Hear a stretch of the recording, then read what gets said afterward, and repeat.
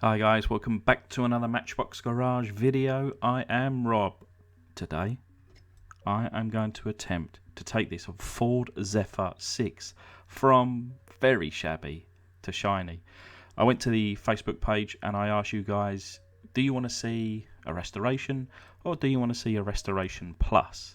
And again, kind of within, I would say 90%, restoration plus was the way to go. So, I'm not going to change out the wheels. I'm not going to cut or chop or make anything crazy. What I want to do really is bring it obviously back from the dead. This one I really didn't know whether I could do. It's in absolute terrible condition. But ultimately, if I strip it down, repaint it into a more appropriate colour in my opinion, add in those details that Matchbox kind of missed out, new windscreen of course, and hopefully you like this one. 2,000 likes could be yours. So this is what we're playing with. I don't really know what has gone on here.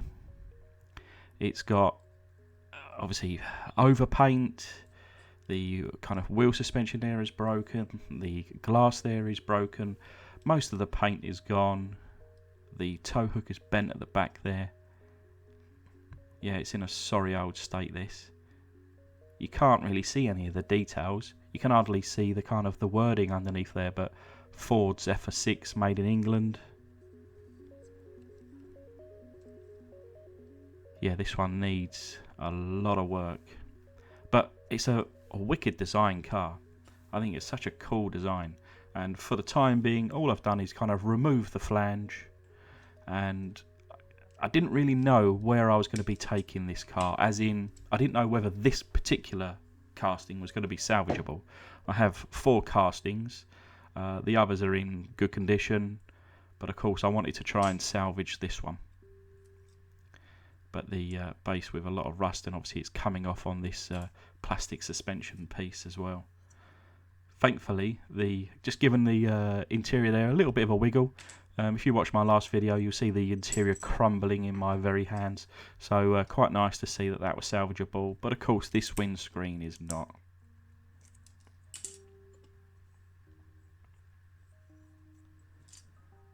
But yeah, rust coming through there.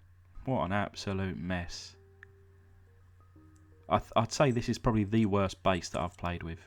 But I've put that to one side for a second, and I can consider what kind of colour I want to paint this car.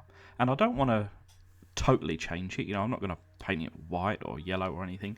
I wanted to kind of keep it within the realms of the colour it was, which was kind of like a greeny, turquoisey blue kind of colour.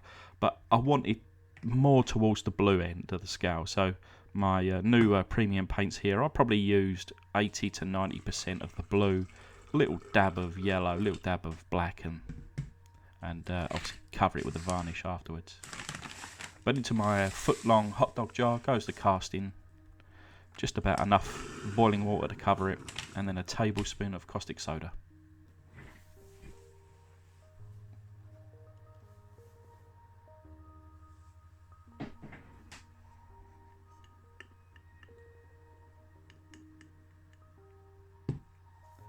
This is one of those ones that, again, takes all of kind of 10-15 seconds. Most of the paint there is probably already coming off.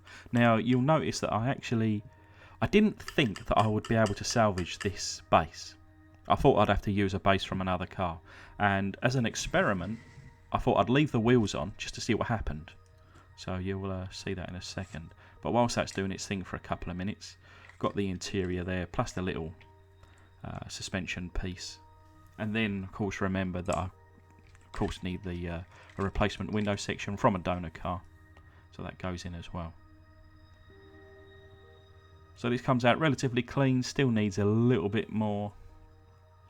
And here's the replacement window. It's not a brand new one. It is a factory kind of one that's coming out pretty good once it gets the pledge treatment. And actually someone mentioned, to be fair, people have mentioned it over the kind of months really, have you ever tried to dip an interior? And no, I hadn't.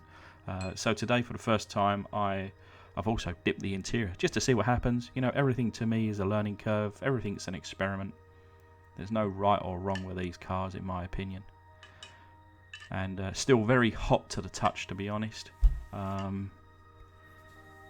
You can see all the paint there just falling off, and myself burning my left hand there on the glass. But yeah, the paint's come off and it's ready to be poured down the drain. And you can see the wheels. I'm thinking, oh, I was kind of almost expecting the wheels to just melt off. Now, I don't know what's the melting temperature of plastic. Not only does this go into 100-degree boiling water, but then I put this caustic soda in, and it gets hotter, I imagine. I don't know. But yeah, I expected the plastic to come off. But now you can see the detail. Look at the detail in the back of that car. I couldn't see that there was the word Zephyr there before, or the number plate, and it had, letters on the number plate. Just fantastic.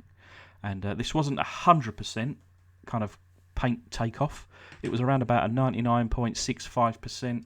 That tiny little bit there just hanging on for dear life on that front indicator stalk there. And yeah, the wheels, certainly surprisingly to me, come out pretty good. So, I thought, oh, well, I'm glad I didn't just cut these off, and these will be used.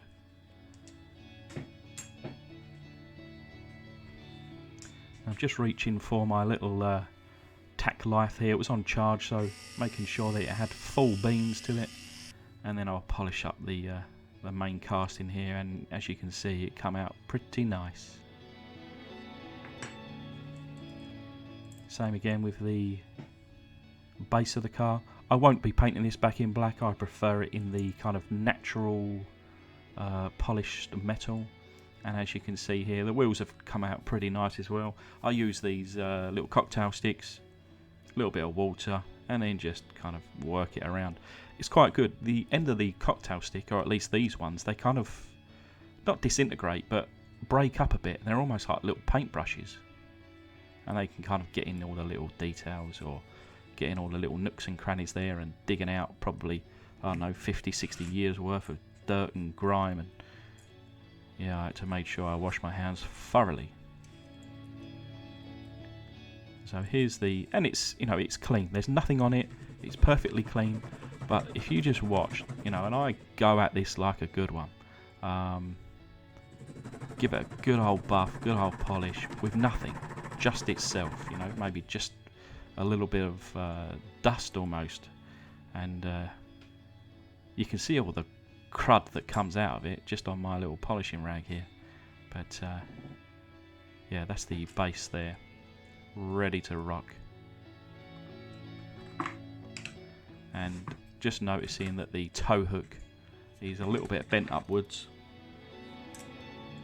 so I'm just gonna straighten it out just a little bit.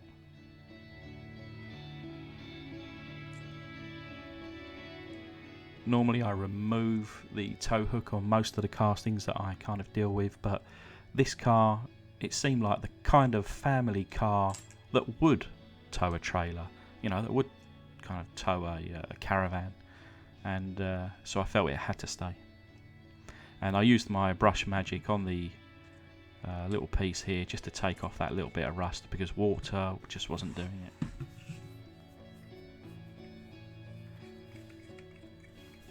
And here's the paint mixed up. Now this is direct to airbrush, but I just added a few drops of water.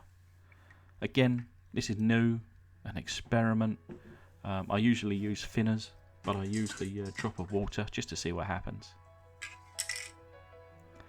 And I'll cover the casting now with some of my Tamiya Fine Surface Primer in white.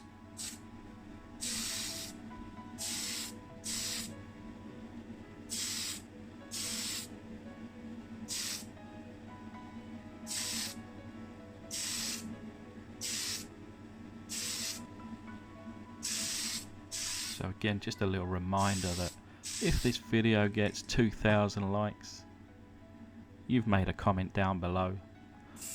This could be sitting on your shelf in a couple of weeks' time, so good luck if you do.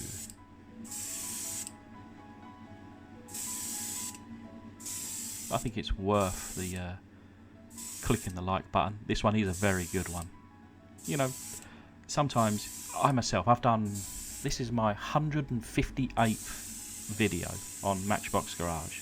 158 videos now. And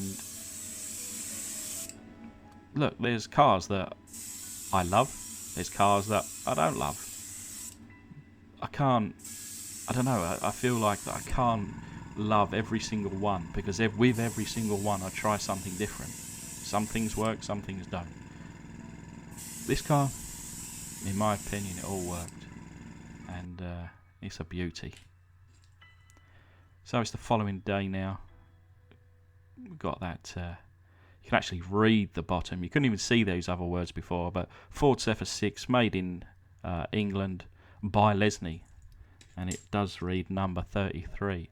The interior there, as I say, that's had the kind of dip-in solution. You can see how shiny that is. Pretty happy actually with how that turned out, and I'll probably do that again. And the glass there, obviously shiny as usual. There's a little sticky bit there, so I'll wipe that off before I handle the main casting. And I did cover it with the Mecha varnish, or Mecha varnish.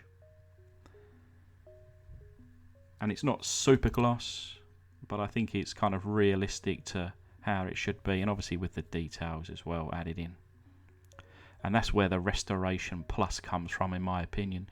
Just putting in the extra effort in those kind of details, just to try and make it look as realistic as possible. So this is a reminder of what she looked like, and this is the result. I think it's a lovely little thing. Restoration Plus. So around the side there, you'll just about see the chrome on the door handles, on the top of the doors there. The wheels all nice and clean and buffed up. I didn't chrome the end axles, I left them raw. Around the back, obviously chrome on the rear bumper. I've done a black number plate, which people have mentioned me to, in the past. They're not yellow. You can have yellow, of course, but this is an older one, so it could be also black. And then obviously the tail lights and a little bit of chrome on that Zephyr badge. And then coming back round to the front, a full chrome grille and bumper, amber on the indicator lights, and keeping the valance at the bottom there in the body colour. And obviously once it's dried, come back with the white on the headlights. But anyway, thanks you very much to all of my patrons, including very brand new shiny Mad Max 454, and thank you guys for watching. Hopefully you'll stick around for the next one.